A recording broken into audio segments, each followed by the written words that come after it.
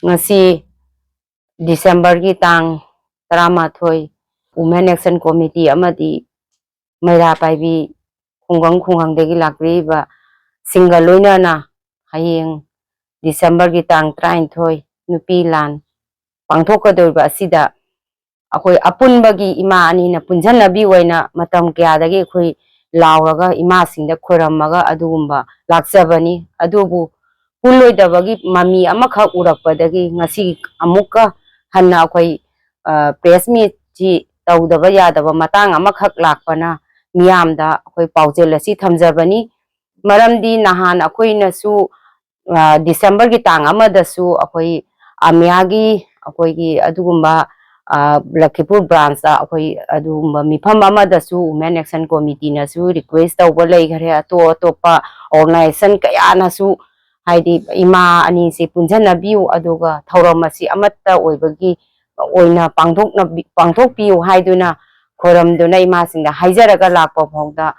tabi dabagi adugumba mami khara ui adobu khungang kaya dagidi akoi gi barak mapau Lakipur online mayamdadi adugumba khungang kharadi akoi lakjaroi yumda oina akoi thauramasi laigidraba ima kuni thoidoge sadanjali asi thonganda yumda oina pangthoni observation candle gi oiba asugumba se pangthoni haibagi pau lakhare adobo hojik lairiba akoi gi ima ampal gi amadi coordination committee gi ima ani di thauramasi pangthokani haiduna mafam sinlangdana loikhare adubu macha khoina lauriba mayamsi tabi dabagi mawongda adubu akhoida yamna akhoigi wari si thawoidabagi mathangi haibdana 2011 dagi laudana hojik phawba lakpa siga natungdana karamba mathangda mu akhoi punjanabagi kaino se tanja se phangdori bana phangloi haina akoina laujai maramdi akoina ngasi punjanabagi tanja si oiraknabagi phibam asi matam haidi maram yamna chabra haina khali maramdi hoji akoi kanglai pakta ikheng chairaga leikidraba ichai su sing ima indon ibung ipa mayam mama mikap mira khona thallaba tanja sida Manipur mapanda tariba meitei izati akoi mayamna ngasi Manipur ngak selaga adugumba akoi apunbagi oiba saktam asi pangthok jage na khaljaba sida ima ani da ngasi haijaruba matamda ani make haidi tauni haibagi adugumba kaino makhalai adubu parja miyamgi kholaudi hojiksu akoi pangthok jaro yumda oina laikhidaba kanglai pakki miyamna misi mina thoklaba awaba taba tanja sida akoi apunbagi saktam che laitragadi akoi yumda sadandali kachagani haibagi pau masing thingamdanga khungang kya dagi pibirai adubu oja lai guru sing khungang dagi adugumba phajaraba apunbagi saktam ngakani khallaga chongdhokpa oja singbusu akoina thagat haninga letana thagatsari adubu aina haijaningba wafam amataga akoigi hujik oiriba phibam asida akoigi mapandagi lengbirakpa adugumba akoigi nupi langi ningsing thawamgi damakta akoi makoidasu karigumba wahai kharatang ai thamjaningi mani akoigi hariba thawamsigi lengbiraiba mayam singdugi damakta di akoi hariba akoigi thauramasi jaujane na lengbireba mayam singda request antanga tawjaningi mamang chatlamdagi tha ama helabagi mamangdagi akoina apunbagi saktamasi tawbiu haidana laudana lai miyamna praja miyamna Assamda tariba mioi chakyana adubu media Manipur gi oiba akoi media Kasari oiba media Assam gi oiba media singda pausi itatana sandokli bani masi akoi mapalamda leibiriba oja lai guru sing thauramsi bu jawbi naiba lengbiraiba oja singi mafamda su wafamji thangme luribadi hariba program asi punjanabagi apunbagi akanba akoigi ihau sagatlingai se program jawbi nai lakpa adugi di thagatli but haribasi akoi apunbagi saktam oroidaba siga karigi damakta oja singna adugumba dosu khanabiraga kamai tawbonoido apunba saktam piramaga madugi damakta program asi yawbi bana mapung phaganaina khaljai adu akoi masi lebak miyamna thambirakpa wafamni ai isagi kainodagi on kainodagi totagi nate aina haijari basi लेबाक मियांगी मिहुत अमा ओइना ngasi पाउजेल asi aina thamjabani adubu akoina ima sing ampa coordination committee na akoi SP ja karigumba khara akoi mayam ama magna sima threaten lei haiba adugumba mayam ama aidi conflict oibagi pot khara se utlaga SP da su paudam gare akoi da adugumba lei haina adubu osina kauraga taisana na bagi wafam da thamamba adu da su madu taisana bagi wafam asi lei udre udabaduga akoina asing bado langla langji khangna bagi damakta direct deputy commissioner kasar akoi chacharaga DDC masama ka unaraga akoi wari pumba silira matunde adudi noi gi community gi oiba apunba gi sakta madudi oidraga di akoi maduda crisis tawapado akoi madugi daita do chumi akoi thingbam thoi adona sarkar gi oiba di wafam madu haidi athing bagi wafam mama koi da thambirei haiba sing si akoi da district deputy commissioner akoi adugum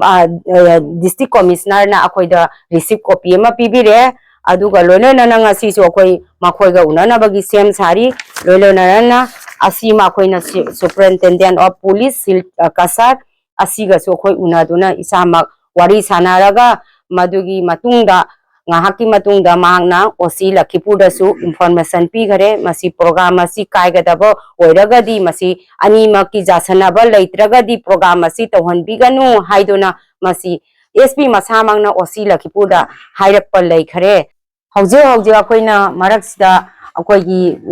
SP amadi DC da akoina pisangi ba che akoigi khungang kayaromdagi kunmanga kunsa muktagi lakpa signature 2500 more than above adugumba janing daba apun bagi saktam che oidragadi ngasi pangthok chararoi haibagi signature SP ama DDC gi kuthang da loimak pisan gare masi thamjai aduna hairiba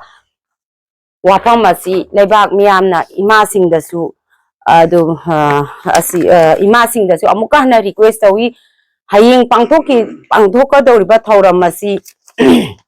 maruoina punjana bagi panda madu thambiraga amata oibagi oiragadi akhoi miyam hupna madugi kanodu jaujagani adubu madugi mami adu leitabani ai akhoi gi Assam da leijariba ima iben ipaipal ibung ipa khwai taragi mafamda ai kokno na haijari hayengi numit asi yum da akhoi gi adugumba ima kuni thoi leige draba sahit oigaba ima singi mafamda akoi thongan da kendan observation tawraga haikat laikat tamsi haiba wafam asi thamjaraga women action committee na miyangi mafamda khubak changjau tara lona dona khoramjari thank you all khoramjari ngasi leibak miyamgi mafamda wafam amatang prajagi mihut sillaga naina si wafam amatang thamjaningi madudi jahi kayadagi maira ani si punchen bi haiduna lakhibani adubu chakhiba November gi tang nipan dasu mifam kaya phamduna maira ani si punchen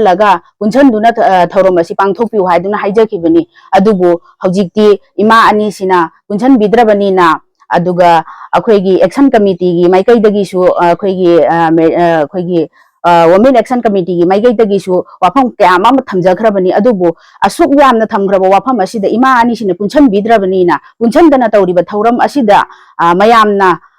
janing daba kaya phongdorak pasina hojik akhoigi kanglaipak sida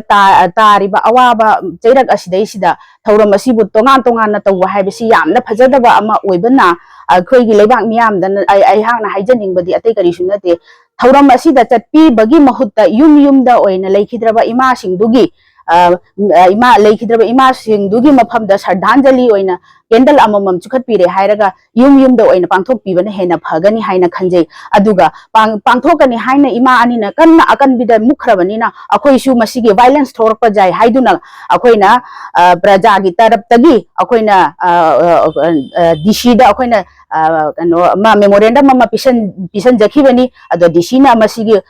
memorandum sibu accept haure hairaga masigi program asidi tahon loi haidana SP da su haira khare SP na su haira khare adugi mathakta Lakhipur gi OC da su che chat khare Udharbon gi OC da su che chat khare asigi che puna makse ngasai akhoi gi action committee gi madam na उट्ख्रिबदुनी अदुना मरम ओइदुना अखोइगी लेबांग मियामदा अइना हाइजनिंगबदी तौगदौरिबा थौरम असिदा सरुक याबीदना अखोइगी yum ओइना candle अममम चुखटपीरे हाइरागा लेखिद्रबा इमासिंगदा श्रद्धांजलि ओइना पिबिनबगिदमक्ता खुबाक चांगजौ तरालोना अमुकसु हन्ना खुरमजरी अहनबमक्तदा खुमन मैरा पाइबीगी x secretary अमा ओइना मयांगी मफमदा अइना निंगसिंगजबदी हंदकी नुपीलानगी मतंगदा अनि थोपगी थौरमसे यारगदी मसे तौबीदना अमत्तदा पुनसलगा इसासिंगना हाइरिबा इसा मयाम प्रजागी खोलाव मयाम सिगी मतुंगिना अमत्तदा पुनसलगा मसी पांगथोक लमगदी हेना फजगद्रा खनबनी अदुबु जामना लिखिबा मतम सिगा लोइनाना यादबा इमा अनीना कन्ना यादबगी मवोंगदा लैबसे मसी जामना फजदे अदो यारगदी पुनसलगा तौबा नत्रगा जुमथोंग खुदिंगदा मतम सि लिखसलगलबनीना जुमथोंग खुदिंगदा प्रजा मयांगी खोलावगी मतुंगिना जुमथोंग खुदिंगदा मैरा अममम कटलगा इमा लैगिद्रबा इमा सिंसिगी श्रद्धांजलि कटपसिना हेना फजगद्रा हाइना खुमन मैरा पाइबी एक्स सेक्रेटरी अमगी माइकैदगी नोलुंगना निंगसिंगजरी